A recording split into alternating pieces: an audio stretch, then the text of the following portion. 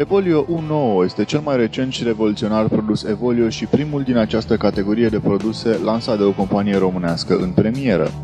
U9 este cea mai bună alegere pe care o pot face consumatorii privind raportul calitate-preț. Spre deosebire de un notebook clasic, Evolio U9 are un design ultra plat și ultra ușor. Grosimea este de doar 19 mm, greutatea de sub 1 kg și diagonala ecranului măsoară 11,6 inch. Dotat cu conectivitate HDMI, VGA și datorită accelerării grafice Intel Power VR Core, U9 poate reda filme Full HD în format 16:9 și poate fi conectat cu ușurință la un televizor. Produsul permite utilizarea și navigarea pe internet de 2 ori mai rapid pentru că folosește noua platformă Intel Cedar View și Hard Disk SSD.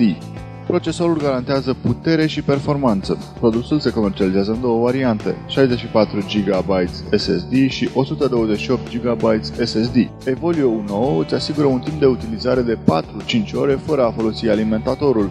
Bateria este reîncărcabilă și îți permite o utilizare îndelungată. Datorită hard diskului de tipul SSD, Evolio U9 nu emite zgomot de fundal, ceea ce îți asigură un mediu de lucru liniștit. U9 poate fi folosit stând în pat sau stând pe o canapea, fără a-ți face griji că acesta se va încălzi. Tehnologia cu care este confecționat hard diskul Evolio U9 îi mărește durata de viață, nepermițându-i să cedeze la șocuri mecanice ușoare. Astfel, îți păstrezi datele în siguranță. Iată un exemplu.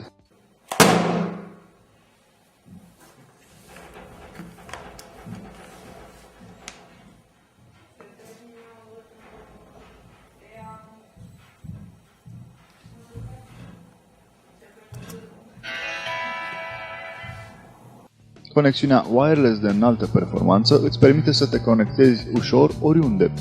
Aceasta este completată de conexiunea HDMI, Bluetooth 2.0 și USB 2.0.